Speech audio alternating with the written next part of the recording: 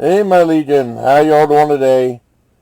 I'm back with another movie review, and what I'm going to do is I'm going to review the original, and I'm going to do the sequel, right? Okay. Now, of course, people have been, I guess, Hocus Pocus became a huge cult hit, and people have been waiting for a sequel forever for Hocus Pocus, the Disney film. And finally, got released on Disney Plus. I'll be doing the original, and I'll be doing this one. Now, way back in 1993, there was ads for a movie called Hocus Pocus. Now, I thought it didn't look very good, so I kind of just dismissed it. I know I don't listen to Siskel and Ebert. I watch the channel.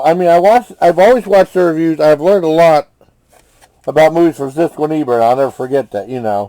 They're the ones that made reviewing movies at art form. But you don't see that in syndicated TV no more. You see the YouTubers do movie reviews like myself and Jeremy John and Chris Duckman and stuff like that. But Siskel and Ebert were the ones that really perfected something so different. They really created a different art form. And there was a while when there was a whole bunch of syndicated shows on TV. Well, anyways, in '93, Hocus Pocus came out and they hated it. I never saw it. I know it was a big hit. And over time, I heard people say nothing but good things about it. And I remember, both Encore and Stars used to show Disney movies, and some of the ones that were tough to find, like North Avenue Irregulars. You ever seen that on Encore? And then, movies super tough to find, like No Deposit, No Return. I saw that once. They had Unidentified Flying Oddball on there. But they never had One of Our Dinosaurs, Mr. What, saw in the theater. And that's the one that no one remembers, from '76. And then they showed that again on AFN, our fourth network in Germany. So I saw it a second time. Now, these movies are not on Disney Plus to my knowledge. But, Hocus Pocus was. Well, I'm getting ahead of myself. I didn't see the movie it came out in '93. I didn't see it. They will say nothing good things about it, Oh, and they also had that Dick Van Dyke Robinson Crusoe movie that they did. The Howley Cat didn't even know about. And then in 2001, 2002, I was looking late night. They showed Hocus Pocus. I said, well, why not? Why not give it a shot? I really enjoyed it.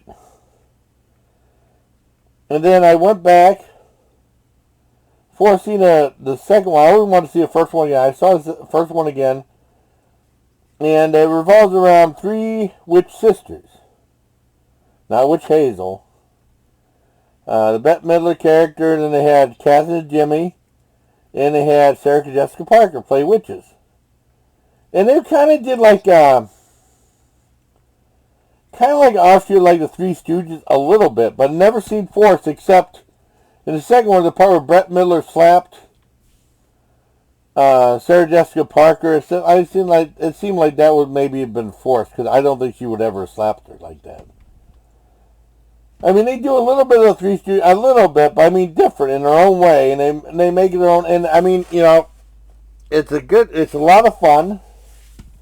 Doug Jones is the zombie boyfriend, and he does a great job. He came back in the second one too, and I think it's a lot of fun. I really enjoyed it. I was surprised how much I liked it. I didn't think I'd like it at all, but no, it was a lot of fun. Very funny. Had a good scale to it. There's a little bit of morbidity, ghoulish humor in it. Like in The Nightmare Before Christmas, had some ghoulish stuff in it. For a PG-rated movie, Now, back in the day, before PG-13 came around, they probably would have gotten away with a lot more. If Disney wanted to go that route, I don't think they would have. I really like that. I give it a 10 out of 10. Now, with this new one, people are giving Disney Plus a lot of grief because of some stuff they're doing with the Marvel and the Star Wars properties and other properties. They bring back. They say it's going to be woke and woke culture and stuff like that. I know my friends at Jekyll Hyde Club. I haven't heard from them in a while. They said, "Is Hocus Pocus 2 going to be Hocus Wocus?" Which I thought was a clever title. Now I saw Hocus Pocus 2 last weekend. Over. Well, it was Sunday night or Monday night, I can't remember. And I want to do comparisons to The Monsters, the Rob Zombie family film. Both PG-rated family horror films, family-friendly horror comedies, And I want to do a comparison of both. Now, they were saying that The Monsters were way too long, an hour and 49 minutes. Now, Hocus Pocus 2 was an hour and 47 minutes. The original Hocus Pocus was 96 minutes, an hour and 36 minutes. I will say, I was defending The Monsters maybe a little bit too much. It's an okay movie. Like I said, what really helped it was the character of Herman, and Grandpa played great, and because Sandra Peterson's always great in anything she does. That's what helped the movie out. I gave a 7 out of 10. I said it was okay. The biggest problem with it is so low energy. And lots of quiet parts in it. They could have had like a modest rock soundtrack or something like that. Like when they go to a wedding, they could play White Wedding. Or like, my one friend said they couldn't get in the movie. They didn't know where it was at or anything like that. He could have done a little bit of prologue at the beginning of the movie. It may have made the movie a minute or two longer, but probably would have helped. Because he didn't know. He thought they were doing Lurch, making Lurch. So they're making Herman Munster. Well, anyways, there's low energy with both the Hocus Pocus movies. It always keeps going. It's always like, not frenetic pace, but it's always like, there's always something going on. It doesn't seem like there's any, moments that just grinds the halt, because, the pacing was all wrong in The Monsters. That's what killed the movie, and I was just, slow moving. Well, they could have, tightened it up or something like that. The Hocus Pocus the second Hocus Pocus, both of them didn't really need that, because it was directed in a way that kept the momentum going, no dull moments. But in Hocus Pocus 2, they show some stuff in Salem with probably this one priest, right? And then the girls, they show them at modern times, 30 years after what happened in 93.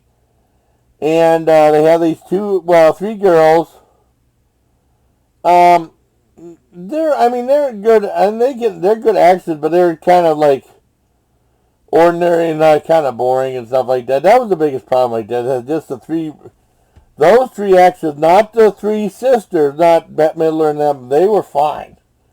But they come back, and Bette Midler and Cass and Jimmy and Sarah Jessica Parker were great, in great form, except you don't see, Sarah Jessica Parker had, a shirt that was all the way up. She didn't see, in the first one, she had the one that showed off her cleavage and stuff. They didn't have that.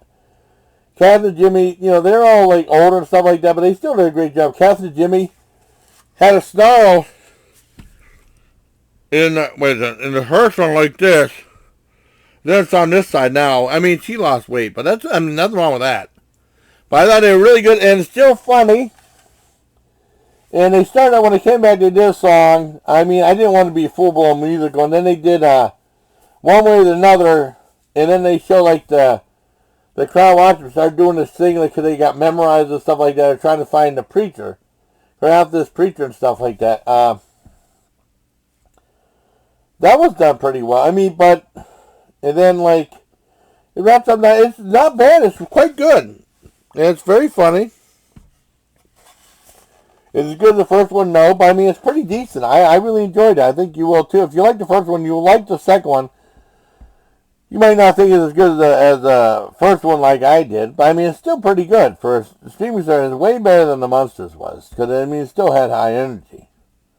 I ended up getting The Monsters 7 10 because it was, if it wasn't for Herman and Grandpa Munster being so good, and Sandra Peterson, the movie would have been really bad. But no, I really liked Hocus Pocus 2. I thought it was very entertaining and fun. I said Doug Jones comes back. Doug Jones is great. Bette Midler, and they're great too. And they do a song at the very end called "Witches Are Back." Elton John helped write the song, which is kind of neat. Also, check this out. They have something on Disney Plus that said that, and it says skip credits, right? Ever since Marvel, I usually watch credits, dude, because you never know if something at the bottom is going to be on. Because I remember, ever since I Strange Brew, there was a whole Bob and Doug McKenzie show out that everyone left the theater, There's still more movies. My sister's really good at leaving the theater. I used to take my niece and nephew to the theater, and they used to, what do you want that credits for? There's more movie there. I remember I told him to see Ryan Silver's there. Oh, let's go. The credits. Let's go. I remember we buying the Fantastic Four Ryan Silver's certain ages. I don't remember seeing it. Yeah, because you want to leave. Sometimes there's more movies. Just chill out. And like, God. And then, they say, skip credits, but, there's an end credit scene in there. And if you would have skipped the credits, you would have missed the scene. Some people don't give a shit. I do, Well, anyways, I give the original Hocus Pocus 10 out of 10. Now, the second one, I give an 8.5 out of 10. So I hope you like this review, everybody. Till next time, please, take care of my Legion.